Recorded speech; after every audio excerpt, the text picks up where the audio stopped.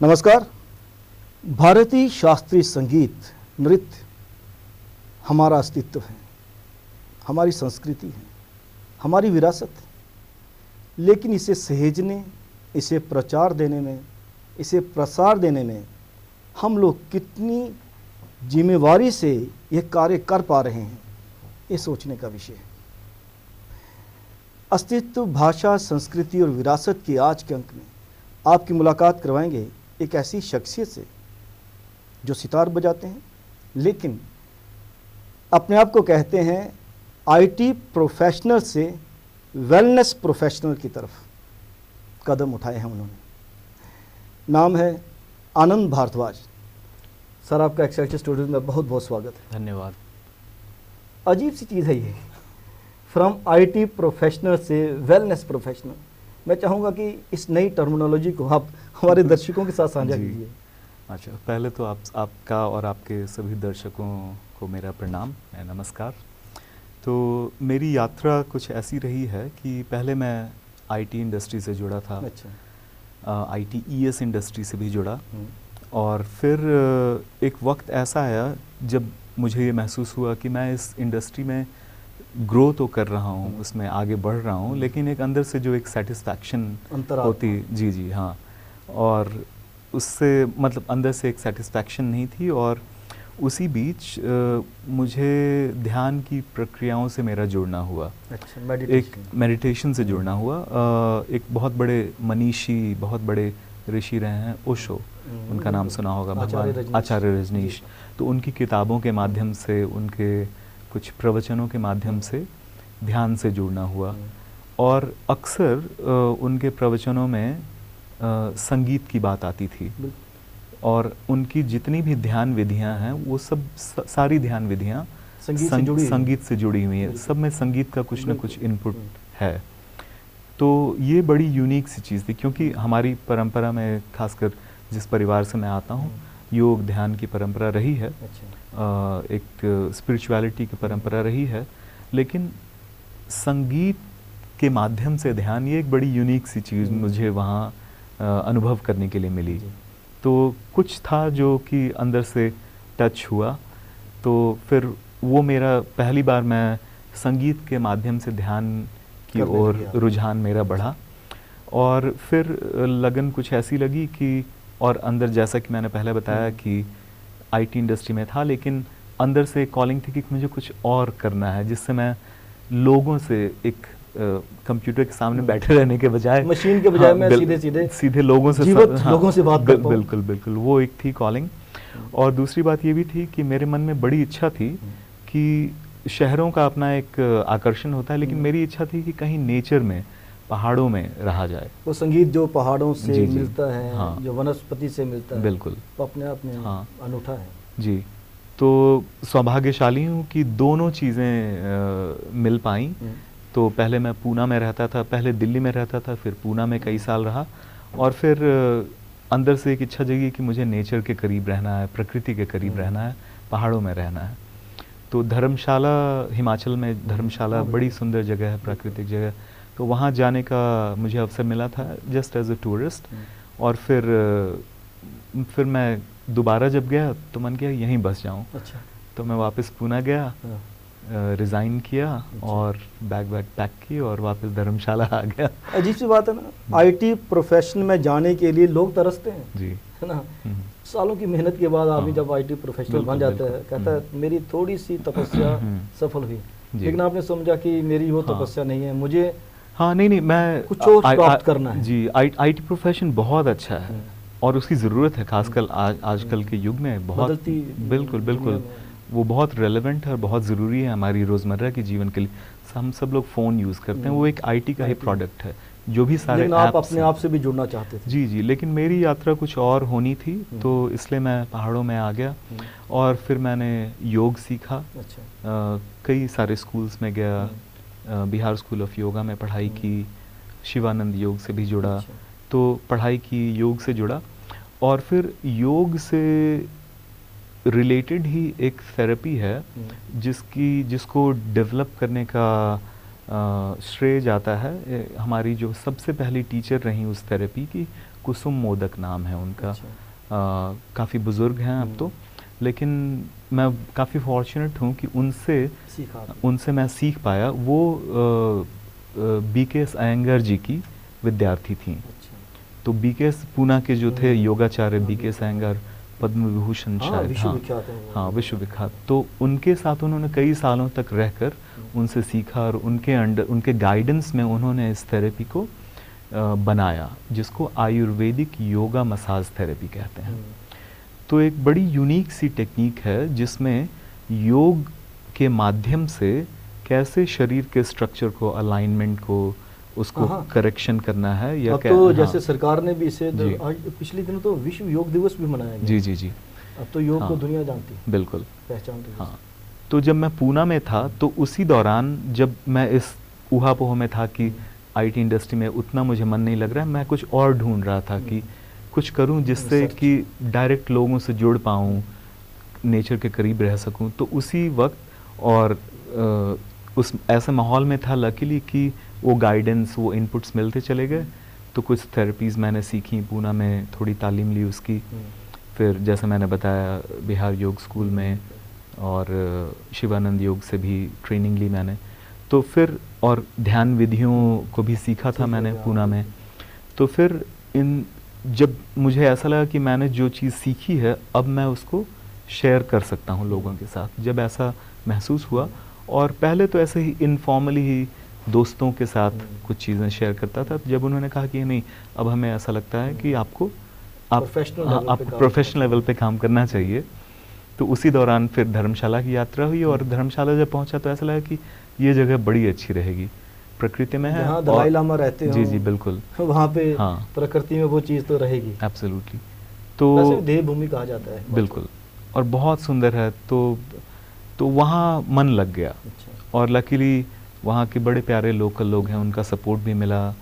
तो वहाँ पे ही मैं बस के पिछले 15 सालों से मैं वहाँ हूँ। अच्छा, धर्मशाला में आप जी जी सेटल ही होगी फिर तो। हाँ लगभग ऐसा ही मान लीजिए। लेकिन संगीत की तरफ रुझान आपको ओशो जी के थ्रू? हाँ, तो जैसा मैंने कहा कि वो एक जो बीज डलना था वो उनके प्रवचनों के माध्यम से, और उनके जो ध्यान विधियाँ उनके, क्योंकि उन्होंने बहुत, सबसे बड़ी, अगर आप चाहें तो मैं शेयर करना चाहूँगा, एक बड़ी यूनिक सी बात उन्होंने कही थी। एक प्रवचन में उन्होंने कहा था, जहाँ तक मुझे याद है, कि उन्होंने अपनी ये हथेली को उठाया और उन्होंने कहा कि संगीत के जो स्वर होते हैं वो जैसे नोट्स जो होते हैं, स्वर, वो उंगलियों की तरह होते हैं, जिनको हम प्रैक्टिस करते हैं, रियाज करते हैं, जिनको हम सुन सकते हैं।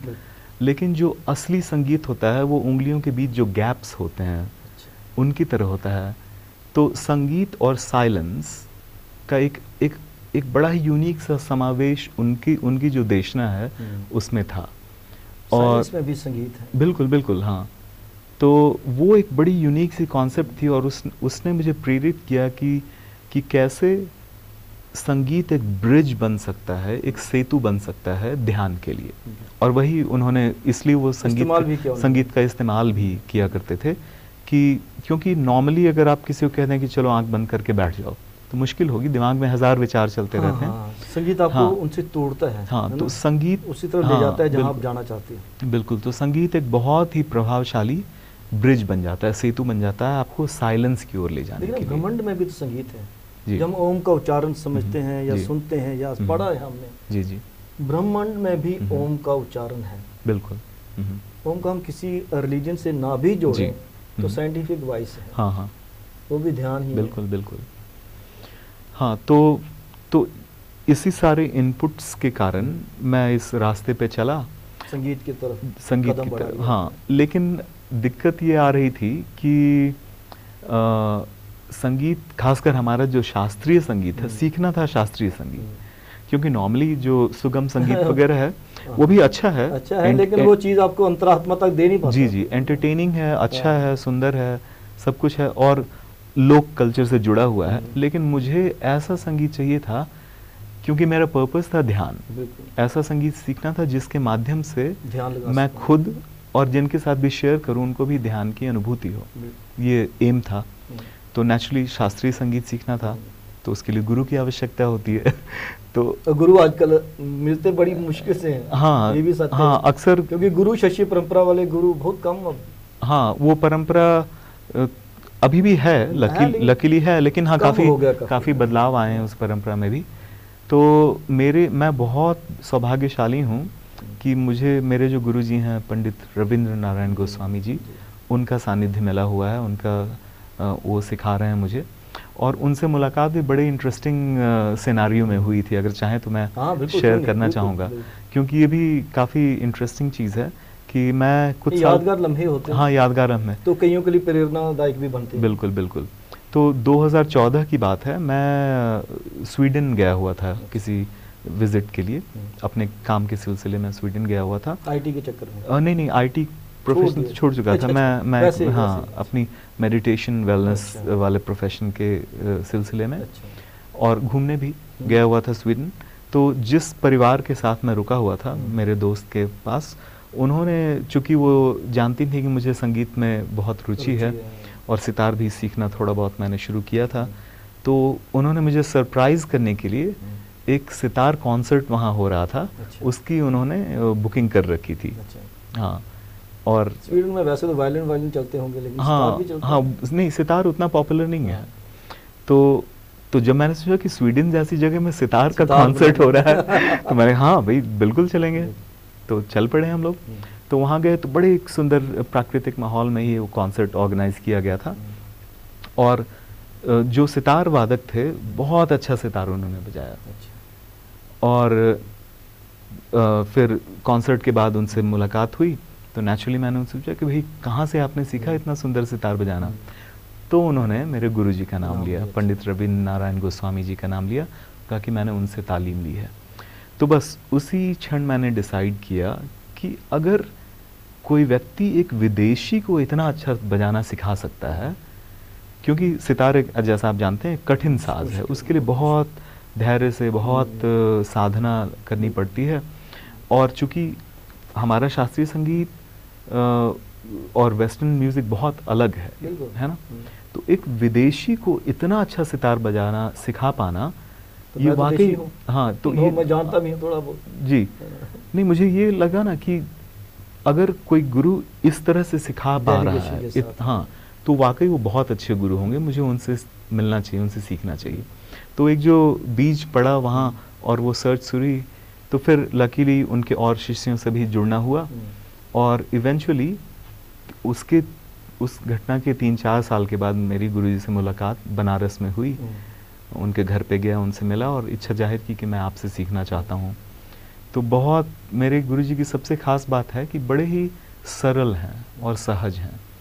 क्योंकि भी महान व्यक्तित्व हुए हैं, विभूतियाँ हुई, हाँ, सरल स्वभाव के। जी। और एक झिझक भी थी, डर भी था, क्योंकि न तो मैं संगीत के घराने से हूँ। इतनी जल्दी कोई गुरु अपनाता भी नहीं किसी शिष्य को। बिल्कुल, तो एक हाँ, विडंबना है। बिल्कुल।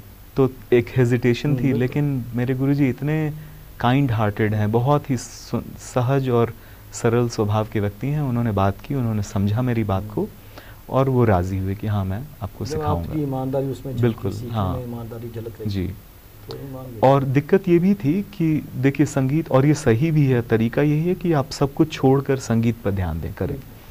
मेरे साथ दुविधा ये थी कि मुझे अपना काम भी करना है ना, क्योंकि रोजी रोटी भी है, काम भी करना है, और उसी के साथ संगीत सीखना भी है।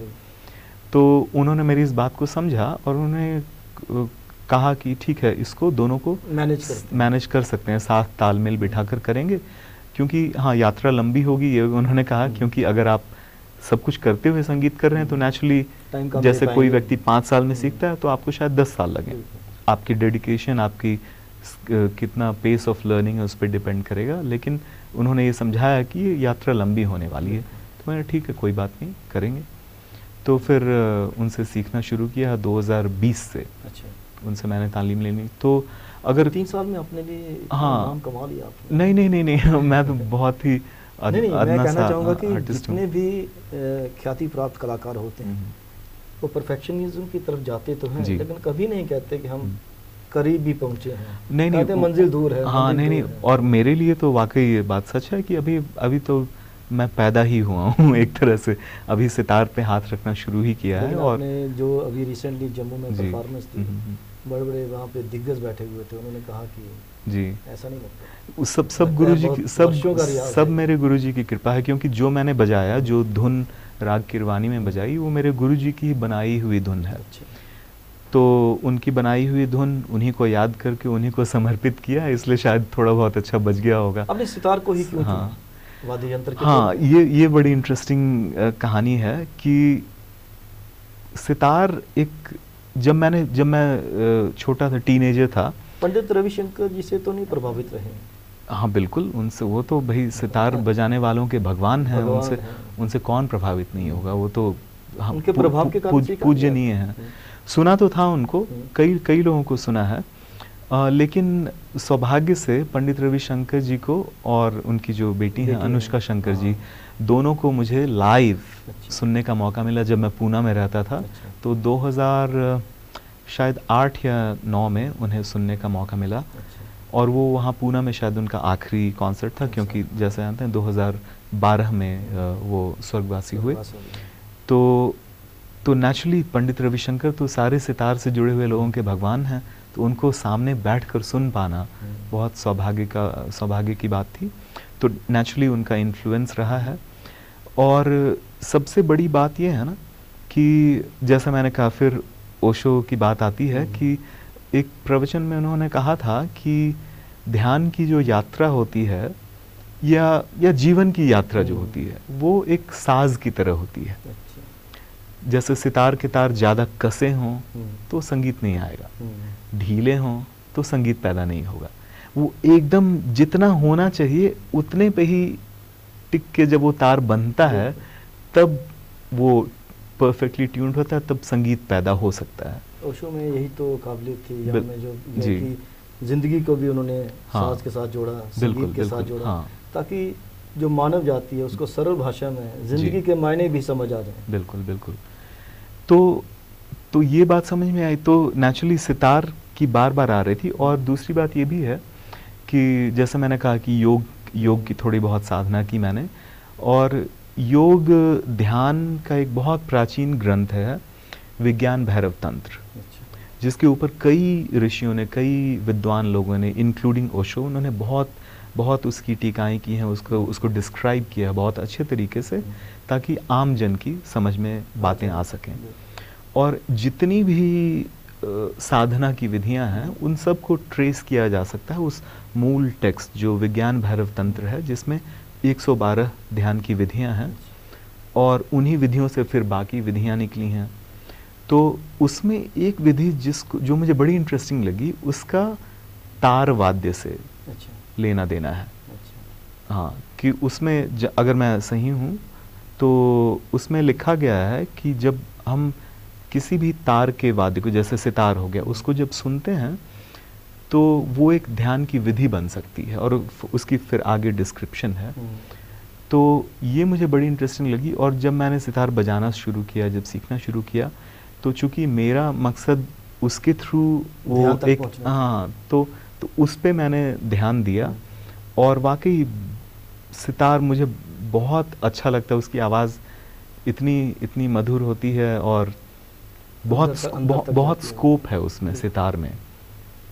बाकी इंस्ट्रूमेंट भी बहुत खूबसूरत हैं, लेकिन सितार एक प्रिय होता है, हाँ, जिस पे आप काम हाँ, बस उस पे, हाँ, एक दिल को। तो जब मैंने सितार को जब पहली बार सुना, जब देखा, तो ऐसा लगा कि सितार के होने में ही संगीत है।